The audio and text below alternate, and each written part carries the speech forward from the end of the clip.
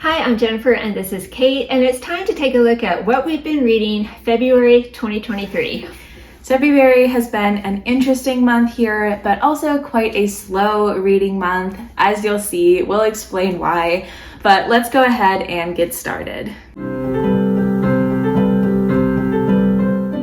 Okay, so we have been reading The Count of Monte Cristo, the book that never ends. It's a good 50-hour audiobook, so great story, very interesting, but very long. A time commitment. We have been working on this one for a good couple of months, 2 or 3 months, because it's almost 1,000 pages, and I feel literally like I live with the Count of Monte Cristo. I'm always thinking I have to read more, I have to get through this book. So it's very, very interesting on a lot of different levels, and if you're not familiar with the book, it follows Edmond Dante. He is a sailor in like the 1800s, Napoleonic times, and he is accused of political intrigue and thrown into jail, into the Chateau d'If. And that is just the beginning. The beginning. Like, I don't want to say any more because of spoilers, but that is the beginning of a very long book. Okay, so The Count of Monte Cristo is an interesting character study. I feel like he needed therapy, maybe years and years of therapy.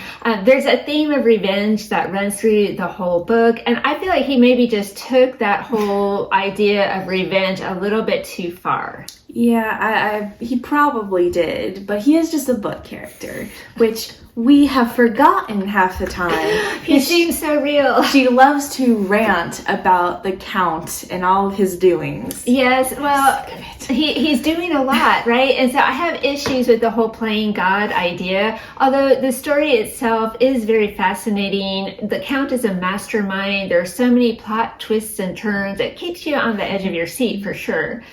There are some parts that are kind of creepy, though, and then some of them are very rambly as well. Yes. Like long side stories into the Italian countryside with the Italian bandit, who I don't exactly know what his point was. A lot of characters coming and going. Yeah. But overall, we did enjoy it. It was worth the time investment, I will say that. Although, again, Count, you need therapy. That's all I'm saying. Calm down there. So it's an experience to read The Count of Monte Cristo. Yes, and sure. Yeah, let us know in the comments, have you read it and what do you think? Should we try to play God like the Count did, or should we just turn the other cheek like Jesus did and be grateful for what we do have? Weigh in with your opinion. So I did have time to read a couple of other books this month besides just The Count of Monte Cristo, so I did want to share those with you. The first one was a really beautiful book called Habits of the Household by Justin Whitmell Early. So he's the father of 4 young boys, and the book chronicles his struggles to wrestle his family back from chaos by establishing godly routines and rhythms. So it's a parenting book, but again, a very beautiful one. The author is very candid about his failures as a parent and why he wanted to make changes.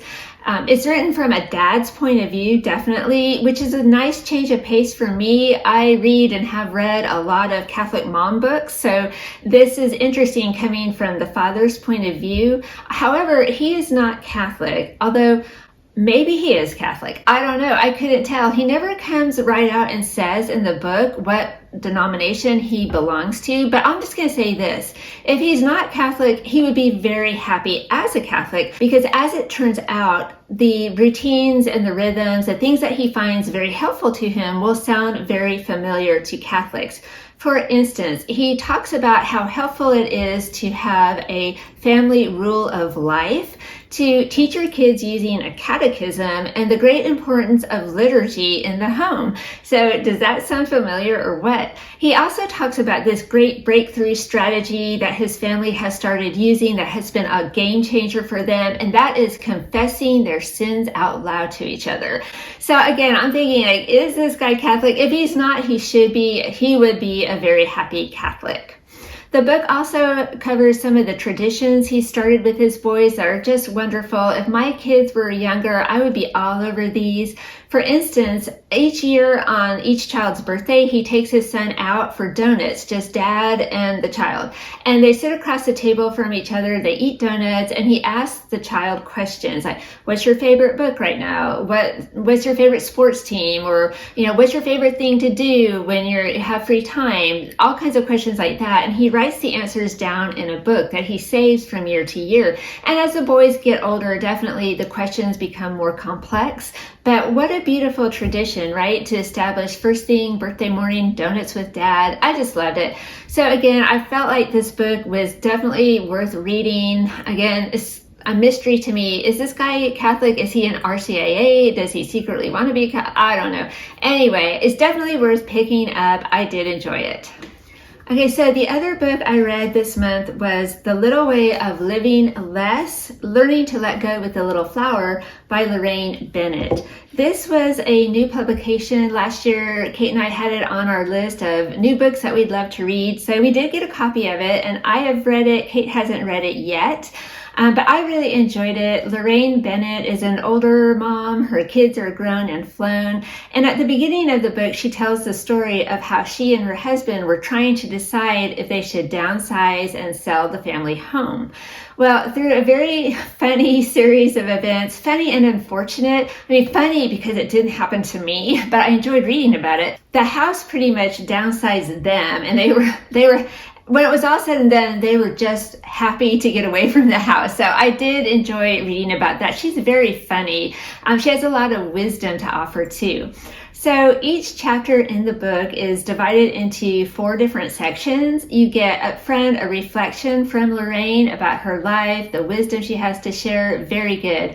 Then you get a section about the wisdom of Saint Therese, which might include quotes or biography, that type of information. And then you get a tip from a professional organizer, and then a series of reflection questions. So each individual section I thought was really good. However, I had trouble at times because I didn't see how the sections fit together. Life, wisdom, laughter from Lorraine, very good. And then, here's something that happened to Saint Therese, okay. And then, here's how to organize your shoes. So, I don't know, sometimes I just wasn't drawing the connections that I think the author wanted me to draw. But overall, I thought the book was very good, and I would definitely recommend it.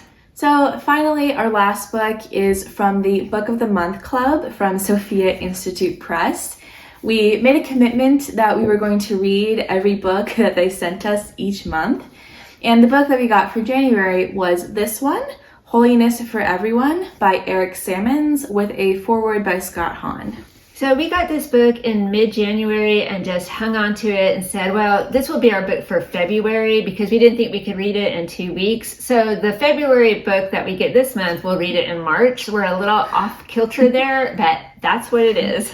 But talking about this book, it is based on the writings of St. Josemaria Escriva, who is a fascinating saint to read about. We love his philosophy that holy work is for everyone, no matter who you are or what you're doing. This holy work is not just for the priests or the religious. So there were a lot of things that we really enjoyed about this book. In the very beginning, there is a chapter that has a fantastic biography of St. Josemaria. He had a very interesting life. So that was great. At the end of each chapter, also, the author gives you a link to like a chapter or a couple of chapters online that Josemaria wrote himself, and it's available to read online for free. So that's a great resource. And in that same section, there are also different questions for reflection and meditation. So that adds a whole nother layer of depth to the book. So those were the strengths of the book, at least for us. But there were other parts of the book that didn't make as much sense to us, that we didn't enjoy as much. For instance, the book is full of quite long quoted passages from the Bible and the writings of St. Josemaria Escriva. I think if you took out all of those quoted passages, the book would be considerably shorter. And there's nothing wrong with using those quotations, but it just left us thinking like, well, couldn't we go read the Bible or read his original work?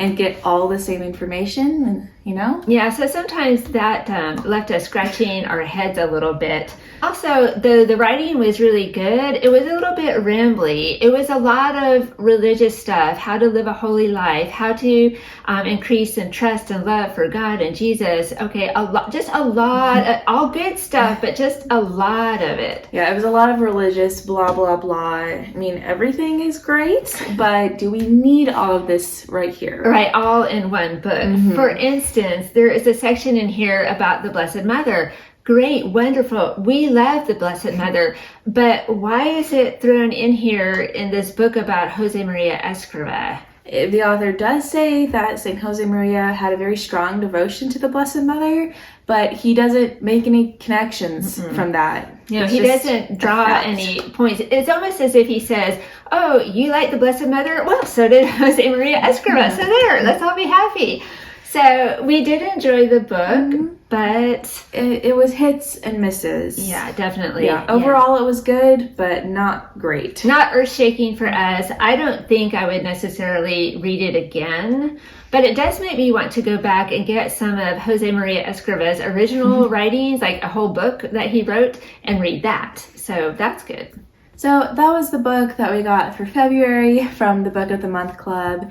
We shall see what March brings. All right, so there you have it. That's a look at what we've been reading this February. The count did slow us down quite a bit. We didn't read quite as many books because we had to get through that one. But let us know down in the comments what books that you read in February. So thank you so much for watching, and we'll see you next time. Bye.